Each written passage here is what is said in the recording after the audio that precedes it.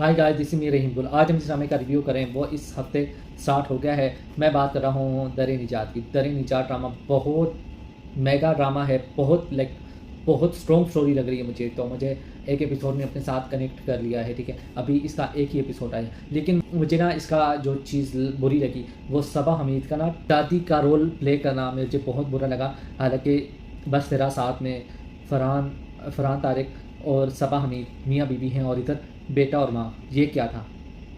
कम से कम आप लोग ये देख लेते कि आप किसी ऐसी औरत को ले लेते जो दादी वाला जो कैरेक्टर था, जो जिसको ना निभाती, तो वो दादी भी लगती। मुझे दादी काफ़ी चुस्त लगी, काफ़ी एनर्जेटिक लगी, ठीक है। वो जिस तरह से कपड़ों का ना उसको समेट रही थी, ठीक है, चीज़ें समेट कर रख रही थी, तो मुझे जो दादी थी काफ़ी चुस्त लगी। मुझे वो दादी ना काफ़ी बूढ़ी और कमज़ोर दादी नहीं लगी, लेकिन बिल्कुल स्ट्रॉन्ग और एनर्जेटिक लगी, ठीक है। स्टोरी इस तरह है कि ज़रियाब है और एग्ज़ाम है, वो दोनों एक दूसरे को पसंद है। पहले 1-2 मिनट जो थे वो हमें दिखाया है कि जनाब और ज़रियाब शुरू से एक दूसरे से इतने कनेक्ट हैं। वो यूनिवर्सिटी से, कॉलेज से, स्कूल से, फैमिली में आना जाना, ये सब उन दोनों का इतना वो सब कुछ दिखाते हैं। तस्वीरें ये वो सब कुछ लेके दिखाते हैं, ताकि हमें ना पता चल जाए कि लोग अभी से एक दूसरे को मोहब्बत नहीं करते, वो शुरू से ही मोहब्बत करते हैं, ठीक है।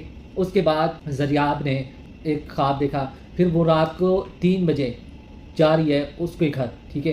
तो दादी ने कहा तहज्जुद का टाइम है, मैं नमाज़ पढ़ रही हूँ, तहज्जुद पढ़ रही हूँ, और तुम आधी रात को जा रही हो, ना तुम्हारा उस लड़के के साथ कोई रिश्ता, आधी रात को जा रही, तुम्हें शर्म ही नहीं आती, ठीक है। चलो मान लिया तुम्हारा दोस्त है, बकौल तुम्हारे, तुमने उसके साथ मंगनी खुद ही कर ली है, ठीक है।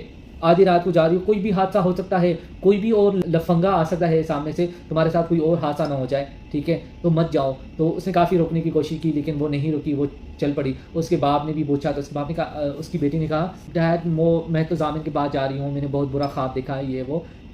उसके बाप को कहना चाहिए था तुम्हारे ख्वाब की तो ऐसी की तैसी, तुमने ख्वाब देखा और उठकर चली गई आधी रात को।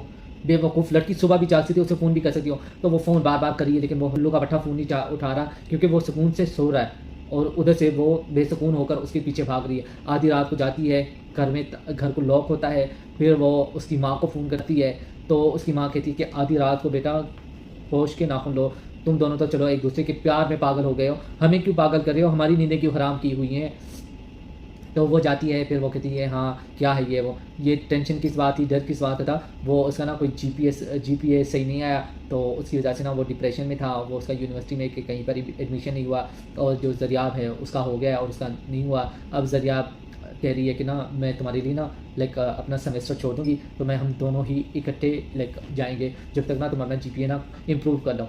तो वो उसमें लगी है। अब ज़रियाब की बहन की शादी है, वो 3 बहनें हैं, ठीक है। उसकी बड़ी बहन की शादी है, तो सानिया सईद का दिखाया है, उसके काले बाल, ठीक है, और वो उसके दादी के लिए रो रही है। आई डोंट नो उसकी दादी के लिए क्यों रो रही है, उसके पीछे की स्टोरी क्या है अभी वो भी खुलना बाकी है, ठीक है। जिस तरह से शरिया मुनव्वर कुरान पाक पढ़ता है और सूरत रहमान अपनी माँ को सुनाता है, आउटस्टैंडिंग था, ठीक है। और उसके बाद फिर वो उसकी दादी ना फ़ोन करती है। एक चीज़ था उसकी बेटी जो ज़रियाब है वो घर आती है, ठीक है। सब लोग ना तैयारी कर रहे होते हैं, जा रहे थे ऑफिस के लिए किसी काम के लिए। फिर इस ज़रियाब आती है, वो कहती है कि मुझे नाश्ता चाहिए। फिर वो नाश्ता लेकर अपनी दादी के पास जाती है, तो नाश्ता भी करे। तो उसकी दादी कहती है कि तुम बैठ जाओ, बैठ कर नाश्ता करो। वो कहती है चलो ठीक है। उसके बाद फिर वो कहती है कि तुम ना मेरी एक दोस्त है, क्या नो मेरी रिश्तेदार है कि मेरी नेबर है, ठीक है, उसको फ़ोन करो, मैं उसको ना इनवाइट करना चाहूँगी शादी के लिए। तो वो फ़ोन करती है, तो अबू बकर फ़ोन उठा लेता है, तो वो कहता है मेरी माँ नमाज़ पढ़ रही है। अरे वो कौन सी नमाज़ पढ़ रही होती है, हालांकि ज़रियाब जो है वो अभी उठी है, ठीक है, वो उसके हाथ में भी नाश्ता ही है। तो वो ज़रियाब उससे बात करता है, ठीक है। तो ज़रियाब और अबू बकर का ना वो बात चलती है, तो उसकी दादी कहती है कि अगर तुम्हारा रिश्ता वहाँ ना हुआ और नहीं होता तो मैं अबू बकर से तुम्हारा रिश्ता कर देती। अब नेक्स्ट एपिसोड और भी मज़े की होगी, क्योंकि अबू बकर अब यहाँ आएगा शादी अटेंड करना है, और जो ज़रियाब है किस तरह वो अबू बकर के पास जाएगी और किस तरह ये स्टोरी आगे बढ़ेगी। ड्रामा इंटरेस्टिंग है, मैं देख रहा हूँ। आप लोगों को कैसा लग रहा है? आप लोगों ने अपना फीडबैक मुझे लाजमी देना है, और मेरे चैनल को सब्सक्राइब करें, लाइक करें, घंटी के निशान को दबाना ना भूलें, ताकि मेरी वीडियो आपको एक टाइमली अंदाज में मिल सके। मिलते हैं एक नई वीडियो में। ओके, खुदा हाफिज़।